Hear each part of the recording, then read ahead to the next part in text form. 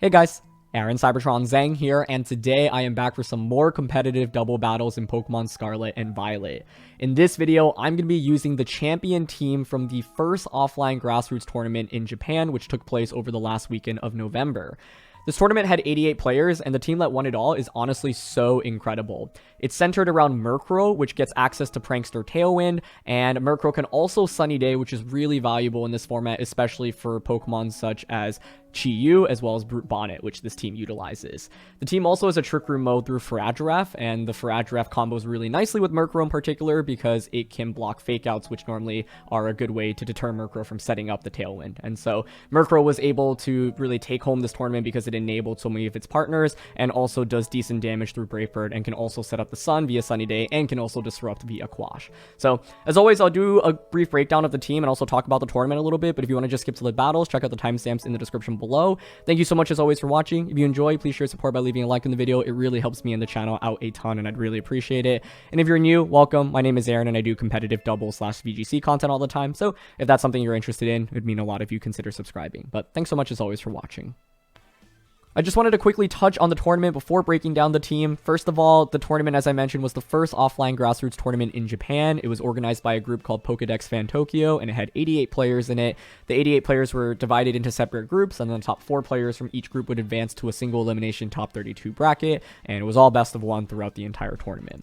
The team that we're featuring was built and piloted by a player called Shun, aka me, AK104 on Twitter, which I've linked down in the description below. They went 7-3 throughout the round robin stage, and then went 5-0 throughout the single elimination bracket to finish the tournament as champion, and overall have a record of 12-3. And they did it with, I think, one of the coolest teams I've seen so far from Scarlet and Violet. So just wanted to show you guys this graphic. First of all, huge thank you to VGC Pace for accumulating all of this data. I have already gotten so much information from them, and they are really my #1 go-to resource right now for a lot of team information and competitive content, and they have been for many months now. So huge thanks to them for putting it all together. I've linked their Twitter down in the description below as well. It's honestly a must follow if you're interested in competitive VGC/doubles this year. But overall, Shun was able to win the entire tournament with a really cool team and go 12-3, which is an incredible win rate, 80%, you know. And so yeah, I might want to do a video breaking down all the teams from this tournament a little bit more in depth. So if that's something you want to see, let me know in the comment section below. But let's actually talk about the team now. The first Pokemon we have to start off with, of course, is Murkrow. Why would you use this Pokemon, and how was it able to win a tournament? Well, first of all, Murkrow's the only Pokemon that gets access to Prankster and Tailwind currently in the game, and so that in itself already makes it really unique. In previous generations, you'd see Pokemon like Whimsicott or Tornadus used to fulfill a similar role, but those Pokemon currently are not in the game. And so Murkrow gets access to this priority Tailwind. Talonflame is the other option that you can consider. But Murkrow also gets access to some really fun tricks, right? It gets access to Quash, Sunny Day, and Brave Bird. And thanks to Prankster, you'll get the priority off Quash and Sunny Day, which is a really big deal. I've talked a little bit about it earlier, but Sunny Day is really nice in enabling this team because it has so many sweepers. It's super good for Chi-Yu. Choice Specs boosted Sun, Heat Waves, especially if you Terra into Fire to get even more of a damage increase. It's just absolutely wild. And then Brute Bonnet here can also take advantage of the Sun because it gets an attack increase through its ability, Photosynthesis. So the honest truth is that Murkrow fulfills a very unique role in terms of speed control, and it can actually dish out some pretty good damage with Brave Bird as well. Honestly, now that Max Airstream is not a thing from the previous generations, like you don't have as many reliable flying type Pokemon attacks, but Brave Bird plus Murkrow on base 85 with 252 attack investment can actually deal some pretty significant damage. Now, this team has a lot of really nice synergy because you've got the Faragiraf as well. So, Faragiraf has Armor Tail, which prevents both Faragiraf and its partner from being hit by opposing priority moves. That's a really big deal because one of the best ways to stop Murkrow and, you know, potential Tailwind users with Prankster in general is to just click Fake Out and then KO them. But with Faragiraf, you can actually just lead Faragiraf and Murkrow and then just pressure Tailwind immediately. Faragiraf here is also really flexible. As you can see, it's got Trick Room, so you can Trick Room with this team, right? You do have some Pokemon that are kind of in the middle speed tier. Brute Bonnet and Glamora here actually have a lot of speed investment, but that doesn't necessarily mean they're going to outspeed the fastest Pokemon, right? You're going to need Tailwind for that. Without Tailwind, they're still kind of in a awkward speed tier, but that awkward speed tier allows you to potentially take advantage of Trick Room from Faragiraf. And so like Murkrow and Fragiraf is a really fun lead where you can either pressure Trick Room or Tailwind, and it's really hard for your opponent to cover both, right? The Fragiraf is actually also just a really strong attacker thanks to getting access to Hyper Voice and Dazzling Gleam. You get the same type of attack bonus from Hyper Voice with Life Orb. Often I've had games where I just lead Murkrow, Fragiraf, Tailwind, Hyper Voice, Murkrow goes down, Chi-Yu comes out, and then just sweeps with Heat Wave, for example. There are also scenarios where you can just angle to set up Trick Room early and then bring out like Glimmora, Torkoal, and Brute Bonnet to put in a lot of work under Trick Room. Fragiraf notably also has Imprison here, which is valuable against those teams that are only dedicated to setting up Trick Room, so you can stop those teams before they go too out of control. Now let's talk about the rest of the attackers on this team. The first one is Brute Bonnet. This is a really interesting Pokemon because after using Amoonguss for so long, it feels weird to think that you can actually deal damage with a Pokemon that's similar to Amoonguss, but you've got Spore Rage Powder, which is pretty expected, but Close Combat and Sucker Punch. And as you can see, this is actually Adamant, Max Attack, and Max Speed. The theory here is basically with Tailwind, you actually outspeed everything that you're going to run into in the format outside of Electrode, essentially. And so this actually outspeeds even Max Speed Dragapult, which is a really nice benchmark. That in itself is a big deal. And so you can actually lead something like Murkrow, Brute Bonnet. Normally when people see that, they're not really expecting you to do much damage, but you can't discount the combination of getting an attack boost from Photosynthesis when the sun is up from Murkrow and then Close Combat. Sucker Punch also just does good same type attack bonus damage and can chip away at the opposing side as well. So this is really nice for support, but it can actually deal massive amounts of damage as well. Next Pokemon to talk about is Assault Vest Glimmora. Glimmora is a really interesting one. When I saw it, I was like, okay, this thing has great base special attack. It's got good stats overall. But is it really going to be that viable in VGC? But this team has shown me the answer is yes. I think Assault Vest is a really smart way to run this. You have great coverage across the board. I think Grass-type attacks in general are just really nice for some of the Water-type Pokemon running around, as well as Garganacl, for example. And so that's really nice. Also, Garganacl often likes turning into, say, like Water or Grass-typing, and so Glimmora can actually match up well against a lot of the Terra-types that you might go up against as well. And this just does a lot of damage, and its ability is pretty unique as well. Finally, you've got Choice Specs Chi-Yu. This Pokemon's just amazing with its ability, dropping the special defense of all Pokemon, and that is just combos so nicely given the special attackers in Glimmora, Fragiraf, and Torkoal, and then Torkoal's your final one. Since Choice Specs is already taken here, you're running Charcoal instead, but you've got Helping Hand because you can afford to run another move, and so this is mainly used either to enable Chi-Yu, for example, Torkoal Chi-Yu lead combination, where you just Helping Hand, Fire, Terra, Heat Wave, and blow things up, or you set up Trick Room with Fragiraf, bring out Torkoal, and then sweep with this under Trick Room. So, ton of different damage potential from this team. I think Chi-Yu is one of the best Terra options as well as Torkoal, but honestly, you have so much good damage across the board that I think it is reasonable to consider Terraing most of the Pokemon on this team. So, yeah. Common lead combinations I've gone with are like Murkrow, Fragiraf, or for example, Murkrow plus Brute Bonnet. Really, Murkrow with anything works, or you can go like Brute Bonnet, Fragiraf with Torkoal and Glimmora in the back, but a lot of flexibility with this team. So, we've talked for long enough. Let's start battling. Alright, for this one, we've got Volcarona, Tyranitar, Chien-Pao, Dragonite, Garganacl, and Arcanine. I honestly think Glimmora is really cool here. Gotta worry about the Garganacl. What's my best way of dealing with that? Chi-Yu is not bad. They don't have Fake Out. Fragiraf does have Dazzling Gleam and Hyper Voice. Hyper Voice is not bad here, honestly, in terms of damage. I'm just a little bit worried about the Tyranitar, but honestly, we could go with Brute Bonnet here because it has Spore and Close Combat. So I could go like Murkrow, Brute Bonnet as the lead. And in the back, I don't think Torkoal's really that good. Probably Chi-Yu. I like Glimmora here, honestly. More special attackers is good against Garganacl as well. Although this team is almost entirely special. I mean, you can make a decent argument for Fragiraf, I think, but... because I think it's a decent Terra option here. But let's try this out.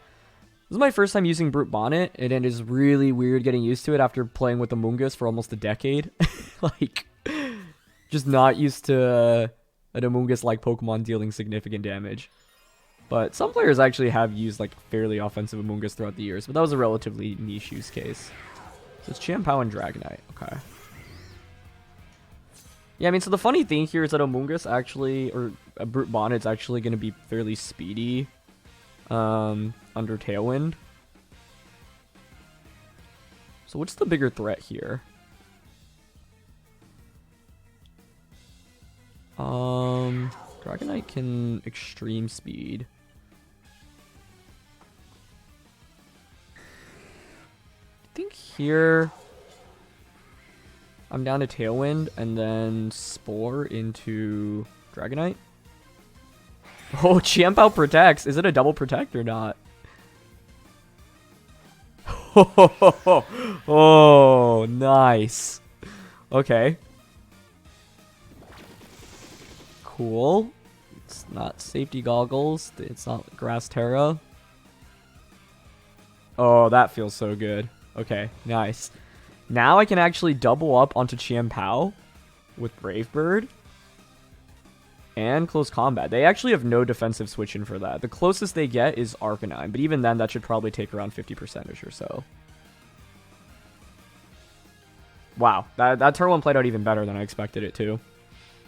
It is so weird seeing a lead like Murkrow and Brute Bonnet, and like if I were to go up against it, I'd be like, okay, you do no damage to me. What am I even worried about? But the fast Brute Bonnet allowing us to get Spore off is really nice. Having Focus Sash there meant that I felt fairly safe about that play. I think the only downside would be if Dragonite protected, Chiempao went for a nice type attack onto Amoonguss, and then Dragonite finished me off with an extreme speed the subsequent turn. That would have been the worst case scenario. But even then, it's like I would get Tailwind up, I'd get a free switch into Glimmora. Glimmora is really good against both of these, so yeah. But turn one could not have played out any better. And now, like, I can just target around the Dragonite slot. They're going to stay in with Chiempao as well, which is amazing for us here. Murkrow is going to get the Brave Bird off. That is so much damage. I actually could have considered Sucker Punching there, but I wanted to Close Combat to cover for Chiempao switching into, say, Tyranitar. Because right now we have so much momentum on our side, so we want to just basically leverage it and, yeah, try to win the game as quickly as possible right now. And Spore is nice, but essentially, like, yeah, put something to sleep, but it's not actually getting a KO. And then it just allows Dragonite to, you know, burn sleep turns. And so, I think that's Volcarona coming in. Yes. I could Sunny Day here, which actually then enables Chi-Yu. But I'm not opposed to just going for Brave Bird here, honestly. Could be multi-skill Dragonite. I don't expect that to be the case, but I'm down to Sucker Punch it. Oh my gosh, that actually does really good damage. And then the Volcarona doesn't protect here either, so I get a Brave Bird. And that's a one-hit KO. Dude, Murkrow is nuts. What? I did not expect this lead to be nearly as effective as it has been so far. Flame Body activates, that's fine. We take more recoil. And Dragonite takes the turn to sleep. Okay. Sorry, I know I normally don't react like very loudly, but I just really was not expecting Murkrow to actually get the one-hit KO there. Like, I'm genuinely shocked. This is amazing. Holy. Garganacl comes out. I'm down to just Sunny Day now. Chi-Yu is in a really prime position. I cannot Spore Garganacl. Yeah, let's not forget about that. Okay, we're gonna Sunny Day here. I think I'm down to just Sunny Day in Close Combat into Garganacl before it really gets a defense boost. Chi-Yu and Glimmora in the back are looking quite good now. We've gotten fairly lucky with the sleep turns with Dragonite, and this is one of the other cool things, right? Being able to activate the Photosynthesis. So we get the Close Combat off. That is so much damage. This is crazy. Oh my gosh. Okay, they finally wake up. It's just going to be Fire Punch. Brings us down to Focus Sash. Cool. Works for me. Now with the attack boost, we should KO Dragonite as well, but I would expect them to have extreme speed. And they actually just body press double up into that slot. Yep. That's smart. I like their decision to target around Murkrow as well. I think that's a good idea. Leftovers. Yep, that's not surprising. Murkrow takes a little bit more burn damage. Tailwind peters out. Perfect. I can just set up Tailwind again. Honestly, I think I'm okay to just go into Glimmora here. And I think... I just don't know the Dragonite set. But I mean, if you're banded, you just lock yourself in a Fire Punch. But I think what works here is just Tailwind. Again, Terra. This is more of a defensive Terra. Because you're not going to go for a flying type attack here, most likely. And I'll just go for the knockout onto the Garganacl. Actually, I think Quash plus... Quash, Terra, and then Power Gem onto Dragonite may have been a little bit better. The main thing here is Garganacls that I run into really rarely carry Protect, so the idea here is that I'm more or less guaranteed the knockout onto it while also setting up Tailwind. And setting up Tailwind is just nice to ensure that we don't lose to, like, potential boosting Dragonites. But Murkrow has been so good in this one. Like, we set up 2 Tailwinds, Sunny Day, and did massive amounts of damage with Brave Bird. There's Energy Ball. Beautiful. And that's honestly really nice because Garganacl is a Pokemon that we've run into a decent amount. We used it, you know, in the beginning of Scarlet and Violet as well, just a few days ago. They're going to Fire Punch into us. I guess one of the risks of going for Grass Terra there is that they, of course, could Fire Punch into the Glamora, but I don't know. Like, would you really go for that unless you 100% knew my Terra type? I didn't think so, and I was just worried about, like, a Ground type attack from Dragonite, for example. But, yep, now we just have Chi-Yu out, and I can just go for a Dark Pulse. Don't have to risk missing there, and then Power Gem here. I don't know if that Terra was absolutely necessary, because it did actually put me at some slight risk, but yeah, all of the Pokemon put in work in this one, and I think it's just so weird to lead Murkrow and Brute Bonnet and actually deal so much damage, but don't discount, yeah, fast Brute Bonnet here. So that was, I could have not asked for a better first game with this team, like seriously, but hopefully it's already opened your eyes to how this was able to win the first offline tournament in Japan. Oh my gosh. Okay, I like this a lot. We've got a lot of fun new Pokemon as well as a Primeape, which is really interesting. Grimmsnarl, Mousehold. I love that Pokemon, it's so cute. The Paradox Delibird, Paradox Volcarona, and the Meowscarada, which we just featured. If you want to watch us try out Meowscarada, check out the video linked in the description below. I don't really know what to expect here, honestly, because it's just a lot of, like, more new Pokemon, but I am intrigued by the idea. Like, I feel like, Chi-Yu, Heat Waves just do a ton of damage across the board here.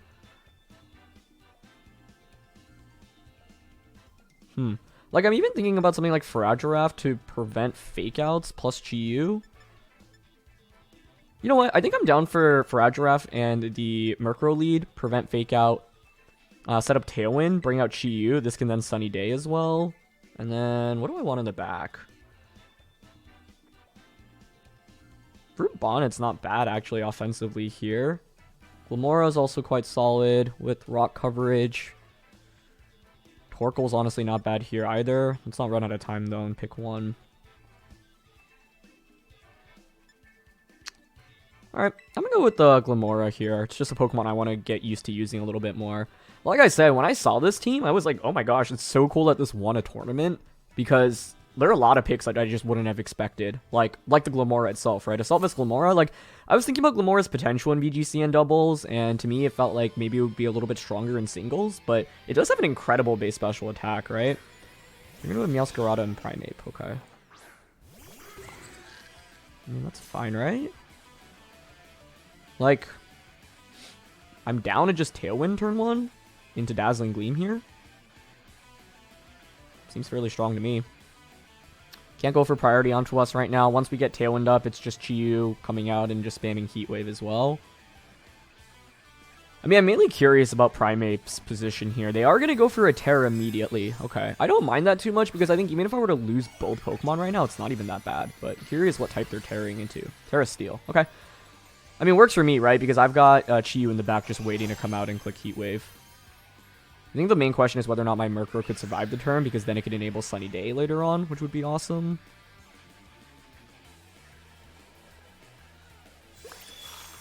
Huh?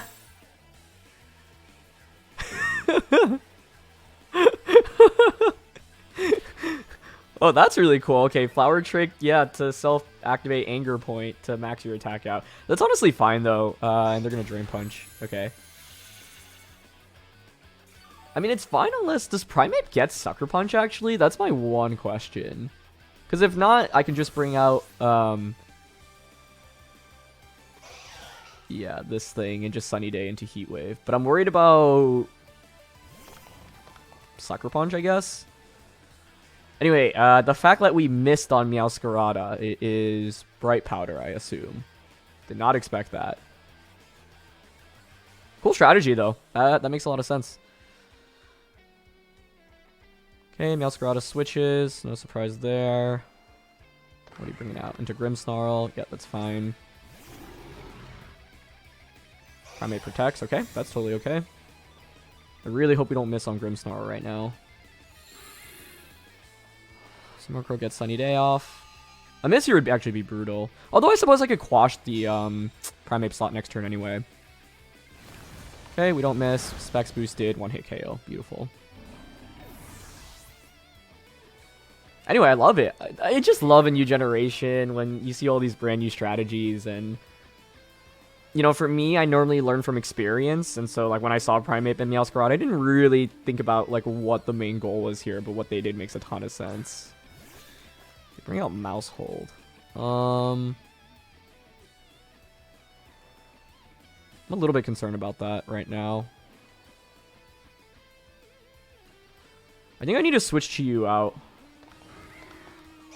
I'm going to go for Brave Bird here onto Mousehold and then switch Chi-Yu into Glimmora. Because, like, the way I win this game is just Chi-Yu spamming Heat Wave, right? Mousehold does get access to some pretty good utility and support right now. And I don't want the Chi-Yu to just not get an attack off. But they actually just went for Follow Me. Okay, then it would have been fine to just Heat Wave there, I think. But this is okay. Get Brave Bird off. That is so much damage. Wow. And they're just going to Drain Punch me. Cool. Yeah, I mean, I think we should be good here. Because I just bring the Chi-Yu back in now. And I can Terra into just pure fire as well. So even with Friend Guard, we should just KO you because you're Steel. So I'm down to just Brave Bird here in case they're Focus Sash, Terra, and Heat Wave. Like, Chi-Yu was just so good into their entire team already, especially with them turning into Steel Primeape. I do want to pull up Mousehold after this game, though, and take a look at it, because it's a Pokemon I think is really interesting in VGC, but because I've barely gone up against it so far, you know, I would say I don't really know its full potential yet, but Chi-Yu is going to go for Terra. Just need to hit the Heat Wave here. Yeah, they go for Follow Me again. That's totally okay. I mean, this is Sun boosted, Choice Specs, Terra'd. Brave Bird is just going to KO Mousehold. Oh, actually, though, because, yeah, we move first. If this is Focus Sash... There's no way you're Sash, though. It just doesn't make sense when you're going for a self-crit strategy. Heat Wave connects. Single target, Heat Wave, and this really should just KO.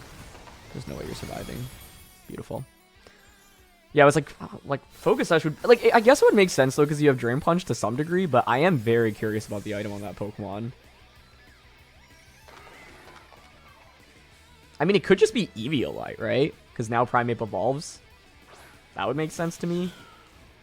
Anyway, Meowscarada comes back in, actually takes the poison from earlier. Yeah, I mean, I think we're fine to just Brave Bird here. Murkrow's damage output is legitimately really impressive. And they end up forfeiting. That was a really cool strategy, though, honestly. So, props to them. I think in the end, they, yeah, just... With their Terra typing, it was kind of rough against the Chi-Yu. But Terra Steel makes sense because it covers for the flying weakness and the fairy weakness, right? And we actually did have Brave Bird plus Dazzling Gleam on turn 1. But yeah, I definitely did not expect Meowscarada to dodge an attack on the first turn of the game. But I think it would have survived anyway. We might as well just do the damage calc and also pull up Mousehold real quick and Primeape. Like, I just want to take a look at everything from that last game because that was a really cool team. So first of all, let's take a look at Primeape. I have honestly maybe fought against this Pokemon like 1 or 2 times total in a decade of playing competitive VGC, and so that's part of the reason why I just wasn't sure what my opponent was going for with that lead. And yeah, I'd honestly forgotten about Anger Point as one of its abilities because this Pokemon just sees such little play in the formats that I played in. And that's why I think like experience in VGC is really important, right? Where it's like, okay, just going up against this combination once, now if I see it again, I'll know exactly what is coming my way. And so, yeah. You've got Anger Point, but you've also got 2 pretty sweet abilities in Vital Spirit and Defiant. One of the key things now is that Primeape does evolve into Annihilate, and so you can run Eviolite on it. That would be my item guess for what my opponent had there. But gets great coverage across the board. Rage Fist, you know, one of those new attacks, which I think makes a lot of sense on this Primeape. Close Combat, Stomping Tantrum. Good coverage across the board. For example, you've got the Elemental Punches. Fire Punch, Thunder Punch, Ice Punch. You've got Seed Bomb. You have Drain Punch, which we saw. Poison Jab, which can cover for the fairies, for example. Earthquake and Stone Edge down here as well. And some decent utility as well. This thing is pretty solid base stats, like 105 attack, 95 speed. It's not exactly the bulkiest, though. And so, yeah, that's why they had Mousehold on the team next to it, which I think makes a lot of sense. So, speaking of Mousehold, let's take a look at this. Really just one of my favorite Pokemon designs in Scarlet and Violet. I think it's just absolutely adorable, but it has a lot of utility. You can either run Friend Guard or Technician. I guess Cheek Pouch could work as well, but I'd expect to see Friend Guard or Technician a little bit more. I think all abilities are viable here, though. So it's interesting because it's a redirection user, right? It's a redirection user with access to Friend Guard, very much like Clefairy in previous generations. And so the idea is to make your partner Pokemon a little bit bulkier. Follow me. Baby Doll Eyes, which is really nice because it actually has priority. And Helping Hand, Super Fang, like just general good utility across the board. I think for competitive VGC/doubles, you could really run either set. I think more players will probably use it in a support-oriented set. But Population Bomb's damage output can be absolutely bonkers, obviously. Especially when paired with the right item. And so, but with Mouse Ult here, you can see a lot of good utility in terms of just, moves that can disrupt the opposing side, like Charm and Fake Tears here as well.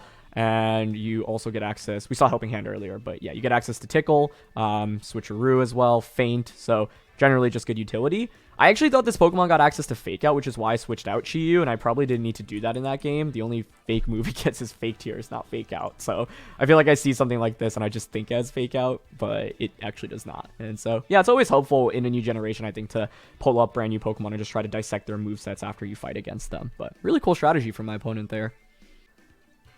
Okay, we've got Mimikyu, Oranguru, Tatsugiri, Dondozo, Iron Hands, and Torkoal. So it looks like a fairly slow-paced Trick Room team. Actually reminds me of, like, I don't know, some teams in VGC 2017 with Mimikyu, Oranguru, Torkoal.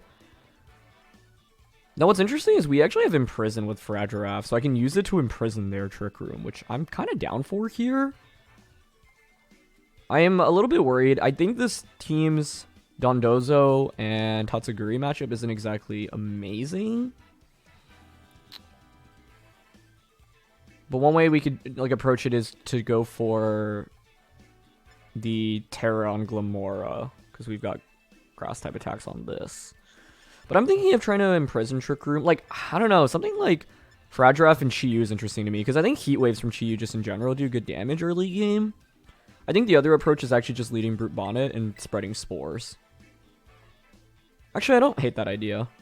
So we'll go with these two. With Fragiraph, we don't have to worry about Fake Out. And then I want Glamora plus, I think, Chi-Yu in the back.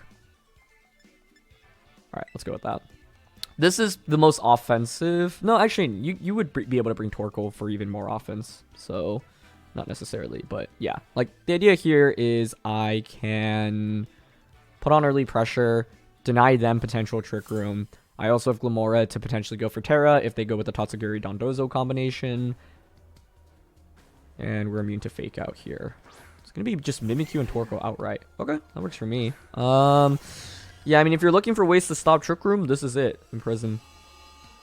This is pretty nice because Photosynthesis also just gives me an attack boost. So, like, turn 1, I think I'm down to just go for a Imprison plus Spore. And then turn 2, we could just, like, Hyper Voice Close Combat the Torkoal slot. I guess my only question is whether or not that would actually KO, but Fragiraph's going to get Imprison off, denying Mimikyu a potential Trick Room. We're going to get Spore off into Torkoal. Beautiful, beautiful. Okay.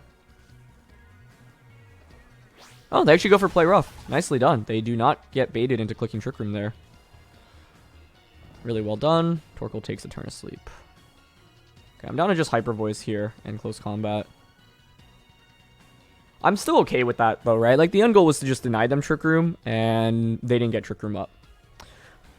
They're going to go for Shadow Sneak here, but yeah, Armor Tail prevents that from happening, so maybe forgetting about our ability here. I'll gladly take that. Oh, that's so much damage from Hyper Voice. I would expect Close Combat to finish it off then, especially with the attack increase. Beautiful. So we've seen Play Rough and Shadow Sneak. Those are both fairly standard on Mimikyu. I'd expect like Trick Room Will-O-Wisp, but you could also run Taunt, for example. Mimikyu generally has I wouldn't say like a super limited move pool, but when you see it, you generally should expect, you know, Trick Room, a Ghost type attack, Play Rough, and then a, you know, utility based attack. Tatsugiri comes out.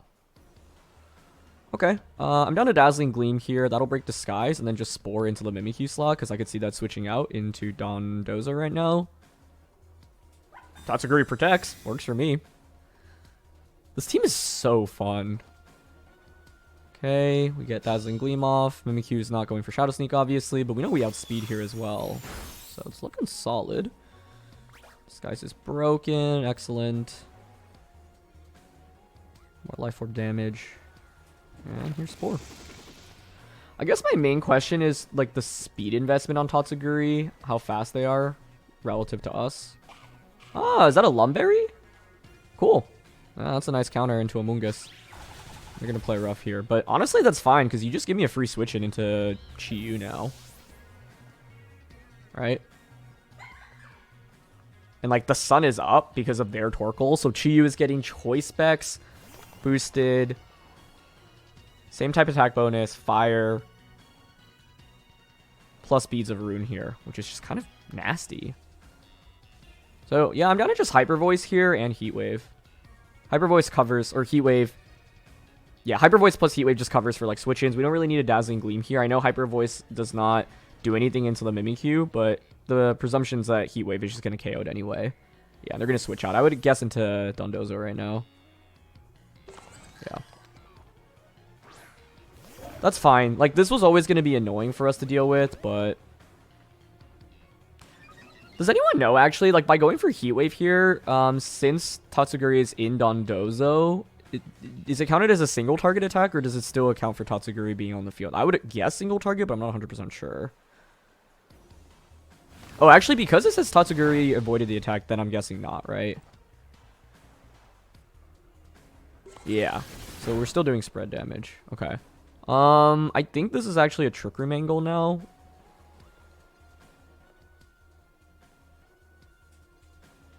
Trick Room Heat Wave. We're still faster, which is nice. Although I guess that's a little bit awkward now because I'm setting up Trick Room. But the idea is for Glimmora to try to sweep under Trick Room. They're going to go for Earthquake. I would guess we can survive here with the Faragiraf. I really hope so.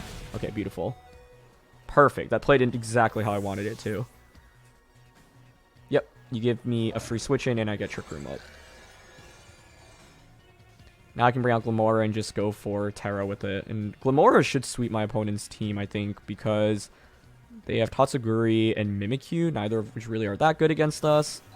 So we don't have to worry about Shadow Sneak. So I'm just going to Hyper Voice here, Terra, and Terra Grass into Dondozo. They haven't Terra'd yet, by the way, which is also interesting. For example, if they were Terra Ground last turn, they would have just won the game. So it's interesting to think about, like, I think one thing that's going to be huge in this format, in competitive doubles / VGC, is just, like, you have to be really meticulous about your Terra choice. Wait, they're outspeeding us under Trick Room? Okay, I have to say I'm slightly surprised about that. Why are they so slow? Okay, well that makes the game harder. And we actually don't KO with Energy Ball either. Wow. Why are you so slow? You're at +2 speed, but you're still outspeeding me under Trick Room? Man, this thing must be like min speed then. I guess it's just designed for Trick Room specifically, which I guess makes sense if you look at my opponent's team. But I just didn't expect that at all. Like, it means that I didn't actually need to set up Trick Room. If I didn't set up Trick Room, I could have just, yeah. I just, like, assumed it would outspeed after a +2 speed boost. That's really interesting. I'm gonna go for Rock Slide. Yeah, also, clearly, a ton of bulk where it could actually survive the Energy Ball, right? Man, I flinch. Okay. Anyway, that's really cool. They did a great job not getting imprisoned. Like, turn 1 alone was a big deal, and then they got the Dondozo out into a really nice position. So, I think my opponent played that really well. I just really wasn't expecting Dondozo to be faster than us under Trick Room. I wanted to just quickly reflect on that last game a little bit because I think there were a lot of interesting things going on. First of all, my opponent did a really great job playing it overall, as I mentioned in the end. I think their ability to get the Dondozo Tatsuguri set up in the perfect position was very well executed. They did a great job not falling into the trap of Imprison turn 1 from the Faragiraf, and then they also had the Lumberry tech on Mimikyu, so all of those made the game harder for me. Now, in the end, it was interesting because I ended up setting up Trick Room, but if I had actually just attacked with Faragiraf and assumed that I was going to be faster, even with them being at +2, I would have likely won that game. So, kind of want to walk through my mindset of why I made the moves I did, and I think that, yeah, my opponent's team composition was really interesting, especially in terms of how they choose to invest in Dondozo. So I'm kind of used to Dondozo actually being jolly max speed, and I know that seems kind of weird because this thing's base speed is so low, but the idea is that with jolly and max speed, if you get to +2, you reach a stat of 190, and that allows you to outspeed almost everything in the format. This is actually a speed tier list of the Pokemon in, Scarlet and Violet, and a stat of 190 essentially allows you to outspeed everything under here, right? And so the only Pokemon that are outspeeding you at +2 are things like Dragapult, Iron Bundle, for example, the legendaries, Cyclizar, but everything under, you're outspeeding at +2. And so that's why, like, it actually is decently common for Dondozo to run max speed investment, because you often are just getting yourself up to +2. Now, it was very clear that my opponents, Dondozo there just didn't have any speed investment. So, for example, if you have no speed investment and you're a 31 speed IV, you reach a stat of 55. Hilariously enough, Fragiraf actually hits 110, and so it might have been a speed tie between Fragiraf and Dondozo if they were just, not a min speed nature and not 0 speed IV. If you change this to 0 and you change the nature to Brave, for example, you hit a speed stat of 36, so even double, that only gets to 72. And so this is where, like, EV investments are a huge deal, right? As well as your IV choice and your nature choice. If this thing is just fast and has any amount of, not any amount, but a decent amount of speed investment, then Fragiraf and Glimmora will just outspeed them under Trick Room. I think, like, for example, if this is Adamant and has, I think, like, something like 68 speed EVs, yeah, you reach 128 as your speed stat, and then so Glimmora would outspeed under Trick Room. So I don't think it was unreasonable to assume we would outspeed Dondozo under Trick Room, but I think maybe this is a game where context clues are important, because my opponent's team was so centered around Trick Room that it does make sense for Dondozo to also play into Trick Room. However, kind of my thought process was, one, okay, generally when I fought against Tatsugiri Dondozos are fairly speedy, and then two, if the Dondozo is also slow here, it means that you're really just hard committing to Trick Room, and sometimes it makes sense to have like a fast mode next to Trick Room, right? That's actually what the team that we're using kind of has. You have a Tailwind mode as well as a Trick Room mode. But yeah, I don't really regret how I played that endgame, but I think it's really interesting to kind of just observe how Dondozo was trained in that game. And yeah, if I knew that I was going to outspeed Dondozo, the correct play then would have been to not set up Trick Room with Fragiraf, just click Dazzling Gleam or Hyper Voice that turn. I mean, Hyper Voice is just better. And then once Glimmora comes out, we would just be able to outspeed Dondozo and KO it with the Hyper Voice plus the Terra Energy Ball combination. But I think games like this are always just so great to have, because you can reflect on what you did wrong and also learn a bit more about Pokemon. And to me, yeah, it's interesting to see the wide variance and how players can train Dondozo. And so that makes this Pokemon a big one to look out for in this generation. Okay, last one here, and we've got some pretty cool Pokemon: Gyarados, Dragonite, Indeedee, Iron Valiant, Garganacl, and the new guy. It's funny because that Pokemon was released in one of the trailers, but I didn't even really keep up with the trailers to stay away from spoilers. So that Pokemon I'm actually just interested in going up against because I have such little experience fighting against it. It is Ceruledge, and it's Fire Ghost.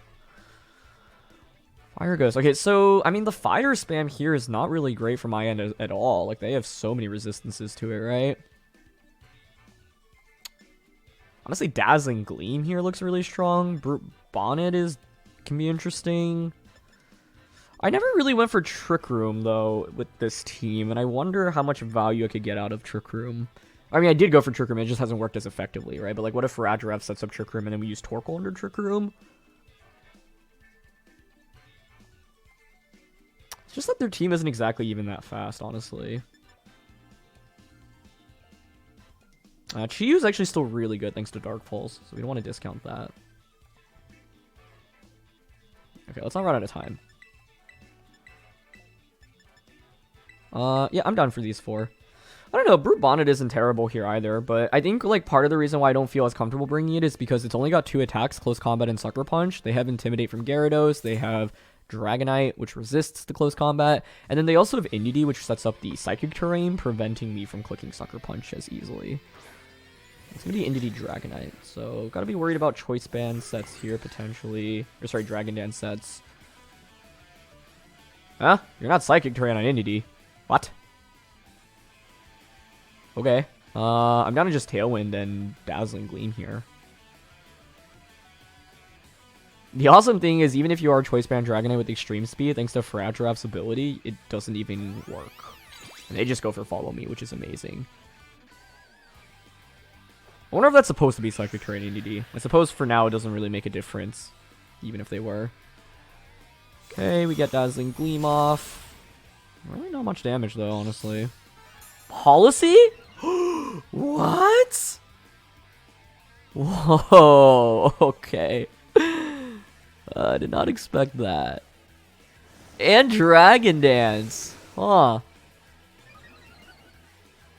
That is interesting. Very interesting. That kind of felt like multi-scale, no? Given how well it took Dazzling Gleam? Like, that was super effective. Yeah. I feel like it's gotta be, right?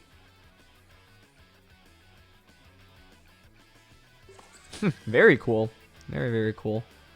Well, Entity presumably will just go for another Follow Me here. I'm just wondering if... Like, I'm thinking about Brave Bird here. Normal Terra?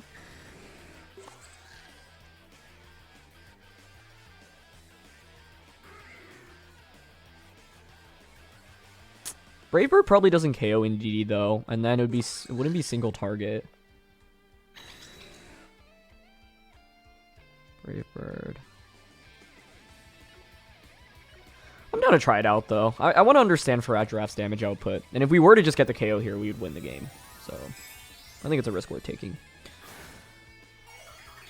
Anyway though, Dragon Dance plus Weakness Policy, very cool. That's one of the things about Dragonite in this generation, as I've talked about. There's so many different ways to run it. You can run Choice Band, you can run Dragon Dance, you can run Support. That's not going to work out for them. I think they may have oh no, I was going to say, I was thinking maybe they went for Extreme Speed, forgetting about my ability, but... Yeah, that's why, like, you always launch the Brave Bird into Dragonite there, right? Like, you might be tempted to target Entity thinking, oh, Entity's just gonna go for Follow Me anyway, but even if Entity, like, the worst case is what? Dragonite protects, but the thing is, Entity just provides no utility outside of Follow Me here if Dragonite's protecting, so I don't have to worry about it at all. I bring Garganacl out, okay. I can't burn that. Gonna just Brave Bird and get a single target Hyper Voice off. Are there any switch-ins I need to cover for here? I guess theoretically they could. Sure.